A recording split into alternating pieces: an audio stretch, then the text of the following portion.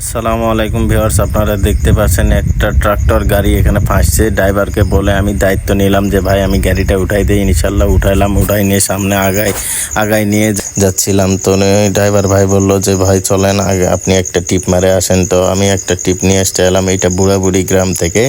তো নিতে আসলাম, নিতে আসার সময় ওনার সঙ্গে অনেক কথাই হলো। এরপরে ভিকুর কাছে আসলাম, এখান থেকে গাড়িটা নিলাম একটু সামনে নিয়ে এটা আস্তে আস্তে ব্যাগে দিচ্ছি। ব্যাগে দিয়ে ভেকুটার কাছে নিতে হবে। এরপরে ভেকু আমাকে মাটি ভরাট করে দিবে। এদের দেখতে পাচ্ছেন যে মাটি এখান থেকে ভরাট করে আমাকে দিল। এরপরে এখান থেকে গাড়িটা আমি আস্তে আস্তে ভাই অনেক রিস্কে গাড়িটা এখান থেকে উঠাইতে হচ্ছে। এটা আমার আগে থেকে অভিজ্ঞতা ছিল একটু একটু। এরপরে দেখেন কি অবস্থা, এটা যেটা দৌড় দিয়ে গেল এটা হচ্ছে গাড়ির ড্রাইভার, তো আমাকে দিছিল।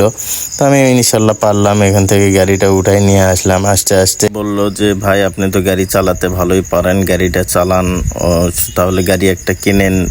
এই ধরনের একটা উনি জ্ঞান দিল। আমি চিন্তা ভাবনা করতেছি যে ভাই দেখি আপনারা সবাই আমার জন্য দোয়া করবেন, যেন আপনাদের দোয়ায় যেন আমি একটা এরকম গাড়ি কিনতে পারি এবং এইরকম রাস্তাঘাটে চালাতে পারি।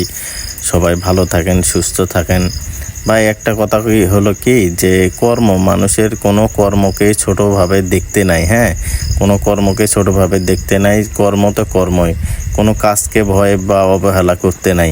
আমি যে এই ড্রাইভিংটা শিখে রাখছি 15-16 সালে, তো এখন ইনশাল্লাহ এখন আমি ভুলি নাই, এটাই তার বাস্তব প্রমাণ।